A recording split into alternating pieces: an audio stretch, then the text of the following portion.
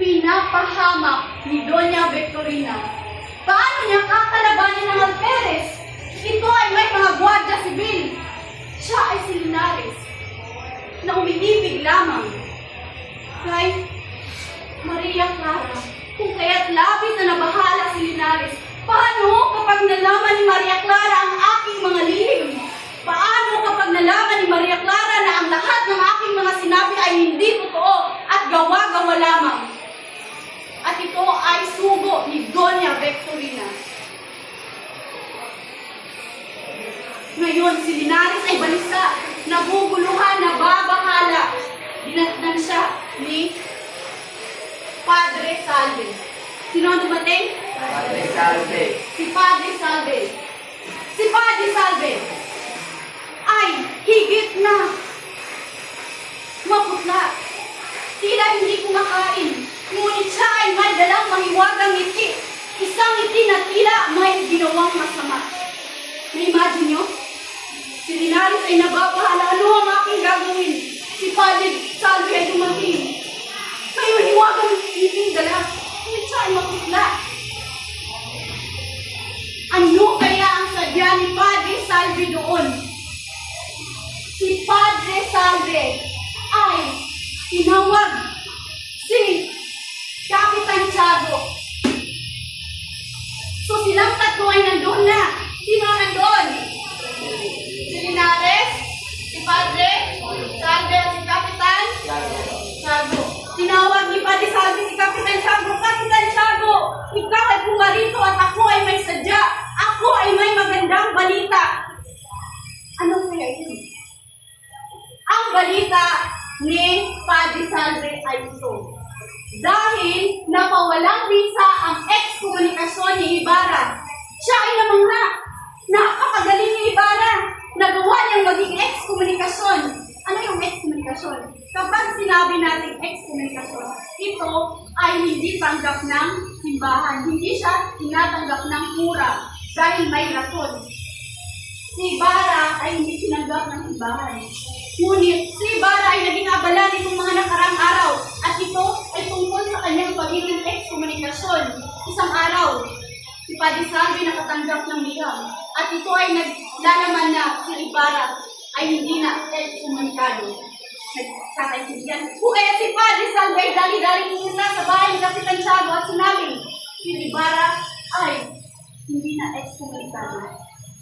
Namangha si Padre Salve. Diba si Padre Salve sa Noli Me Tangere ay mukhang masama. Meron siyang hindi magandang ha? Oo. Hindi niya gusto si Ibarra dahil meron siyang lihim na pagtingin kay Maria Clara, hindi ba? Si Padre Salve ay namangha. Magaling si Ibarra, napakagaling. Siya ay napakatalino. Siya ay mabuting tao, ngunit meron siyang padalos-dalos na desisyon. Bagamat ito ay kanyang napupunan. Kaya siya ay naging ex-komunikado.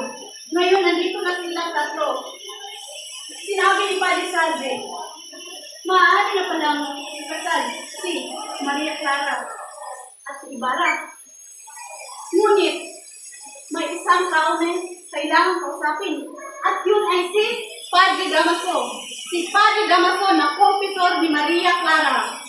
Pero kapag sinabihan ni Maria Clara si Padre Damaso na tanggapin si Ibarra at kausapin, ay baka sakaling pumayag ito at wala ng problema. Nang marinig ito ni Linares, si Linares ay labis na nalungkot, labis na nabahala. Naku, ano ang aking gagawin? Isa na namang problema. Si Ibarra hindi na ex-komunikado. Ano ang aking gagawin? Mahal ko si Maria Clara. Paano na ito? Paano ko hahabulin ng Alferez? Ang usapan nilang tatlo ay narinig ni Maria Clara, kasama ni Maria Clara si Sina. Ito ang kanyang kaibigan. Narinig ni Maria Clara. Si Maria Clara ay nakaupo. Nais niyang tumayo. Ngunit ang narinig niya, ang usapan nila ay nawalan siya ng hindi siya makatayo. Hindi niya alam kung ano ang kanyang nararamdaman. Siya ba ay natutuwa? O ano? Hindi niya alam kung ano ang mangyayari. Kasama ni Maria Clara si Sina. Sino ang kasama ni Maria Clara?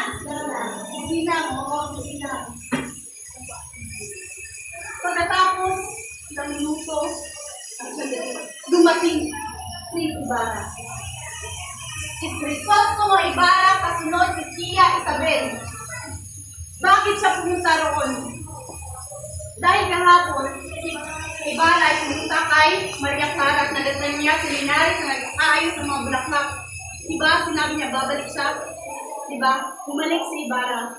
Kasi nais niyang ibalita na siya ay hindi na excommunicado.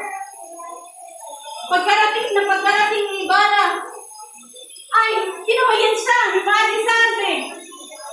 Bakit ako kinamayan ni Padre Salve? Hindi ako sanay ng ganito. Mukhang ayaw niya naman sa akin, pero ang kanyang mukha ay maluwaga, siya ay masaya. Napakagaling mo, Ibarra. Nakatanggap ako ng liham na hindi ka na excommunicado, mga lalaki sa Quran. Ako ay mangha-mangha sa iyo. Yun ang sinabi ni Padre Salve. Si Ibarra, nakita niya si Maria Clara. Si Maria Clara ay papunta na sa kanyang silid. Pahinga si Maria Clara na siya ay magpahinga. Kasi hindi pa siya masyadong magaling sa kanyang nararamdaman. Ngayon, si Ibarra ay kinausap ang kaibigan ni Maria Clara na si Sinang. Dahil sinabi ni Ibarra, nais kong makipag-usap kay Maria Clara. Nais kong makipag-usap sa aking ibig, Sinang. Tulungan mo ako. Ano ang sabi ni Sinang? Ibinalita ni Sinang si Maria Clara pala ay labis na nalungkot. Labis siyang umiiyak. Nais si Maria Clara na kalimutan na lamang siya ni Ibarra. Dahil siya ay, pressure attack. Bakit may salitang pressure attack? Bakit ganyan ang nararamdaman ni Maria Clara? Dahil si Maria Clara ay na-pressure kay Kapitan Tiago. Dahil nais si Kapitan Tiago ni sa Linares at si Maria Clara ay kasal. Ngunit hindi niya mahal si Linares dahil mahal niya si Ibarra. Siya ay takot. Takot na baka anong mangyari sa kanilang pamilya kapag hindi na ito sinunod. Naintindihan niyo ako? Kung kaya, siya ay laging umiiyak at malungkot. Lagi siyang umiiyak. Kaya nais niya nalimutin na naman siya ni Ibarra. Ngayon, biniro si Maria Clara. Biniro siya ni Sinang. Maria Clara, paano kapag si Ibarra ay may nililigawan na palang iba? Anong naramdaman ni Maria Clara na narinig ito? Ay, mabuti! Mabuti nga! Pero nung sinabi niya yun, siya ay umiyak. Umiyak siya nang umiyak. Nakilabaw, wasak ang kanyang puso. Matapos marinig ito ni Ibarra, ay sinabi niya, tulungan mo ako, Sinang. Sabi ni Sinang, bukas, pumunta ka ito para kayo ay magkakita. Ang kabanata siyang isa, ang pagbabago. Bakit tinutukoy dito ang salitang pagbabago? Dahil tumutukoy ito kay Linares. Sa ating buhay, nagkakaroon tayo ng sitwasyon kung kailan merong nagbabago. Hindi ba si Linares at si Doña Victorina ay magkakampi? Ngunit sa araw na yun, siya ay ginamit at kinasakapan ni Doña Victorina dahil siya ay may galit sa alferes. Napakabilis ng pangyayari. Parang ngayong araw tayo ay magkaibigan. Bukas ay meron ka ng masasamang salita sa akin. Backstab. Meron ba kayong mga kaibigan na ganyan? Kayo nais kong marinig kung ano ang iyong nakuhang aral sa kabanata siyang napupisa ang pagbabago. Na kung saan ito din ay tumutukoy sa sitwasyon ni Ibarra na siya ay excommunicado at ngayon ay hindi na. Nais kong marinig ang inyong saloobin batay sa kabanata ito. Sino ang nais magbigay na kaibigan? Kanyang nararamdaman, kanyang naiintindihan. Ikaw. O ikaw. Sa sabihin mo sa amin kung ano ang inyong nararamdaman, kung ano ang inyong nararamdaman.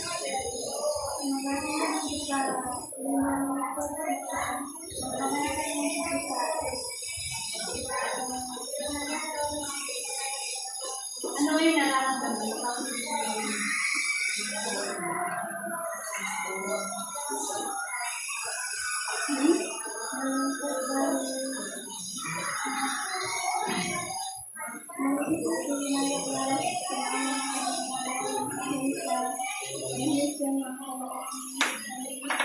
Magaling, palakpakan natin siya.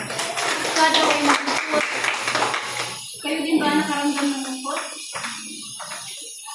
Ngayon, iwanan niyo ang malungkot na inyong nararamdaman sa Kabanata 51. Handa na ba kayong magpatuloy sa susunod na kabanata? Gusto kong marinig na handa na po kami. Handa na ba kayo? Handa na po kami. Napakahina, handa na ba kayo? Handa na po kami. At tayo ay dumako sa susunod na kabanata. Ang Kabanata 52 na pinamagatang baraha ng mga patay. Ito ay nangyari sa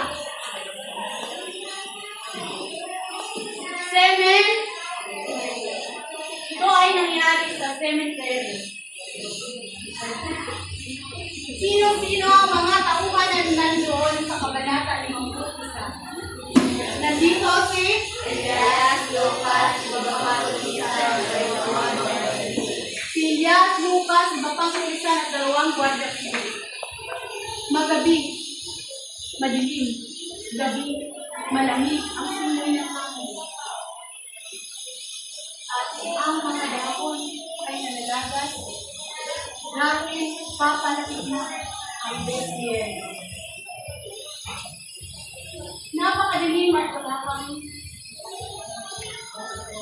tayo ay pumunta sa cemetery at alam natin kung sino-sino ang mga nila at bakit merong barahan ng mga tatay. Ito ang nangyari.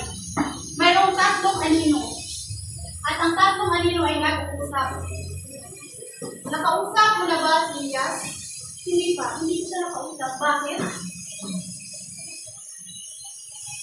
Ako ay pumunta dito dahil sinulungan ako ni Bara.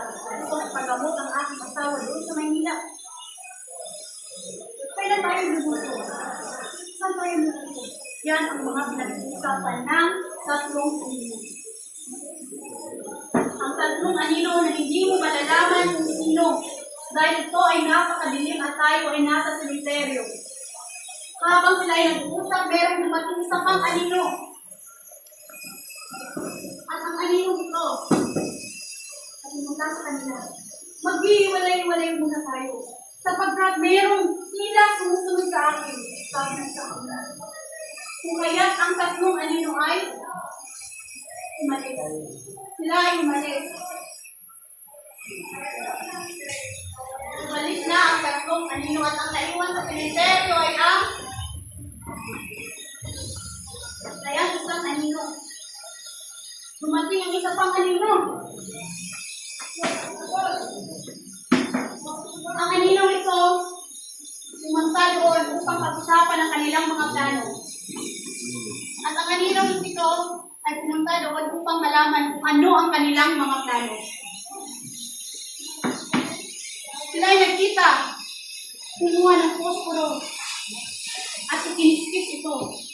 Nang lumiwanag, nakita nila ang mukha ng bawat isa. Sino ang unang anino? Sino ito?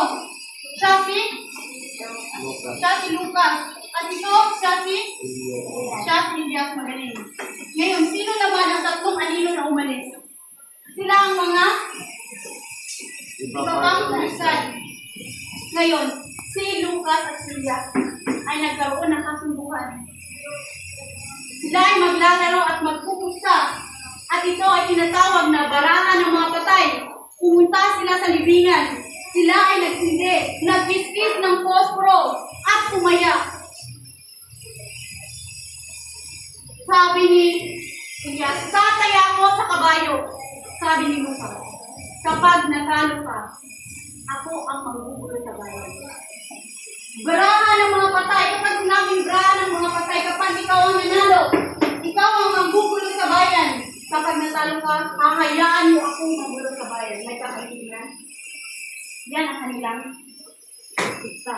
Ngayon, si Elias ay sumugal sa kabayo, ngunit ang kanyang nakuha ay ano ang kanyang nakuha? Nakuha ni Elias ang alas. Ngayon, sino ang panalo? Lucas. Panalo si Lucas. Kung kaya sinabi ni Lucas Elias, hayaan mo ako. Ako ang manggugulo sa bayan. Kami ang susugod sa korte. Kami ang mananakot sa ibang lupa. Yan ang sabi ni Lucas. Dahil natalo si Elias. Siya ang nanalo sa larong barahan ng mga patay. Ngayon, si Lucas ay umalis. Aalis na ako. Umalis si Lucas. Paalam sa inyo. Paalam. Ngayon, meron guardiang si Ben. Sila ay dalawa. Nakita nila si Lucas. Si Lucas na may pila sa kanyang mukha. At tinanong siya ng mga guardia. Nakita mo ba si Elias? Kilala mo ba si Elias? Ano ang sagot ni Lucas? Hindi ko siya kilala. Hindi ako si Elias, sabi ni Lucas. At siya ay nagpatuloy. Ngayon, umalis na si Lucas. Nagpatuloy ang dalawang gwardiya si Ben. At nakita nila si Elias. Ngayon, hinawakan siya ng dalawang gwardiya si Ben. Tumayo ka, Lisa. Sorry, tumayo ka. Guys, yung makita? Hinawakan siya ng dalawang gwardiya si Ben. Dito, magkabila. Ikaw isang gwardiya si Ben. Halika. Nawakan siya, tinanong. Kilala mo ba si Elias? Ikaw ba si Elias? Ano ang kanyang sinabi? Ano yung sasabihin? Sabi niya, oo, ako daw. Hindi ganyan ang nangyayari. Oo, magsato na kayo. Sabi ni Elias sa dalawang gwardiya si Ben. Hindi ko kilala si Elias. Ako si Elias Tinanong ako ng dalawang gwardiya si Ben. Hinawakan nila ako. Ako ba daw si Elias? Ako si Elias, oo. Pero ang sinabi ko, hindi ako si Elias. At hinahabol ko si Elias. Sino ang nauna sa kanya? Si Lucas. Hinahabol ko si Elias na may piglat sa kanyang mukha dahil binugbog niya ang aking kapatid. Si Elias ay napakatalino. Naliwala ang dalawang gwardiya si Ben. Tumakbo sila at tinapos na si Lucas. Ngayon, naiwan si Elias. At yan ang nangyari sa Kabanata 52, barahan ng mga patay. Mahihing na plano pag-usap sa kwartel. Nadawit ang pangalan ni Ibarra. Bakit nadawit ang pangalan ni Ibarra? Dahil base sa tatlong pag-uusap ng anino, tatlong anino na nag-uusap, kapag sumuhod sila sa kwartel ay sasabihin nila, Viva Crisostomo Ibarra! Bakit nadawit ang pangalan ni Crisostomo Ibarra? Gayong hindi niya naman ito alam. Yun ang kanilang plano. Idawit ang pangalan ni Ibarra.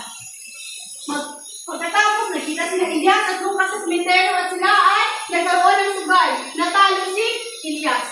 Ang Kabanata 52, barahan ng mga patay, kung saan kapag natalo ka, ay wala kang gagawin at ako'y imahayaan. Kapag nanalo ako ang manggugulo sa bayan. Barahan ng mga patay, Kabanata 52. Ngayon, meron ba kayong mga katanungan? Meron ba mga katanungan? Wala? Okay, tumayo. Kahit tayo ay magpunta na sa pangkatang gawain. Magbilang? 1, 2, 2. Ito na lang. Hatiin ko kayo dito group 1 at ito ang group 2. Pumunta sa mga group 2. Nista ang kanilang mga group. At ito ay tatawagin natin isa-ayos mo. Sige. Pumunta na. Pumunta dito ang group 1 at ito ang group 2.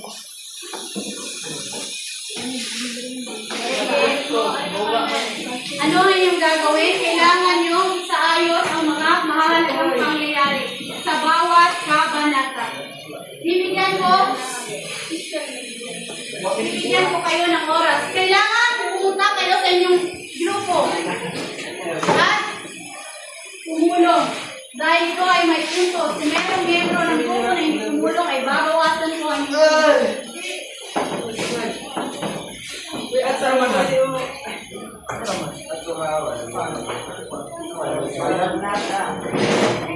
Ay, karon. Sige, gaya sa...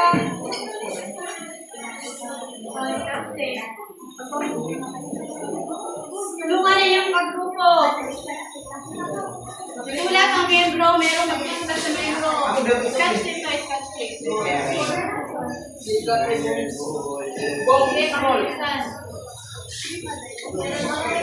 Oh, merong mga membro hindi tumulong. Tumulong kayo, merong bawat.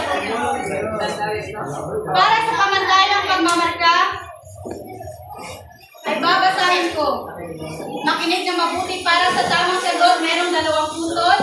Para sa kooperasyon ng grupo, 2 puntos. At merong bawat isa, kapag merong membro na hindi tumulong, tingnan na inyong mga kagrupo. Baka merong naiwan sa upuan. Tamang oras ng pagsagot. 5 segundo, magbibilang ako at aalis na lahat sa pizarra. Pinilit si Maria Clara. Isulat ang mga membro, huwag kalimutan. Kabilang ko, 1, 2 lang mga 2, 3, malis na kayo. At magbalikan sa inyong mga upuan.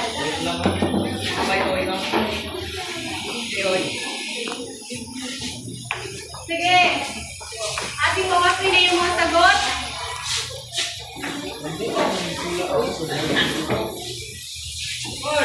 Okay, kabanata 52. Sino nakakuha ng kabanata 52? Ito ang tamang sagot. Tingnan mabuti kung tama.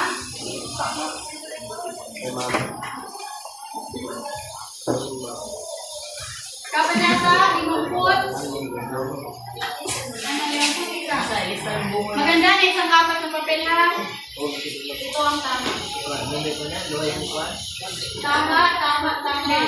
Para sa pangkatalawa sila ay nakakuha ng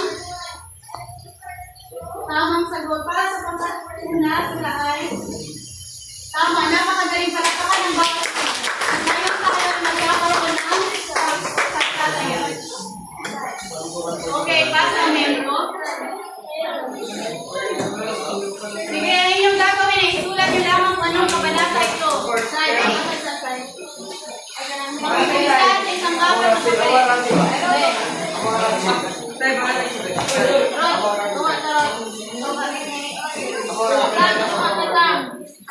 Oy, bilisan.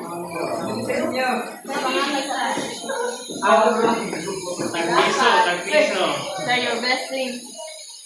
Sige, tapos na kayo? Okay.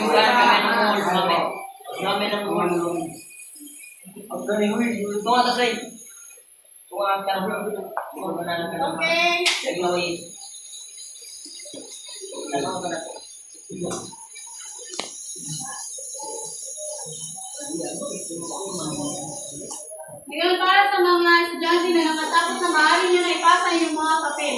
At bukas, sasabihin ko kung ilang punto ang inyong nakuha.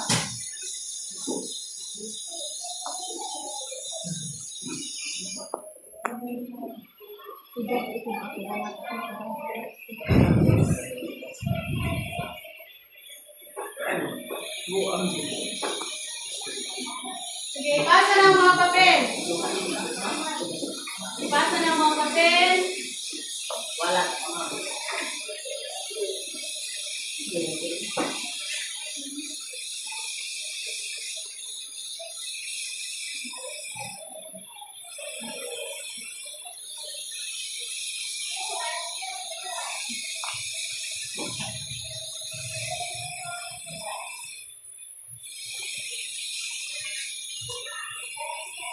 Okay, pass your paper. Sa bilang na 1, 2, 3. Pakibilisan.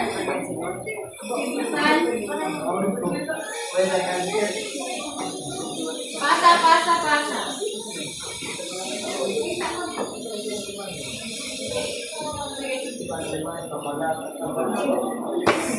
Pakipasa na yung mga salitang papel. Pasa. Pasa. Ito sana inyong mga kilo.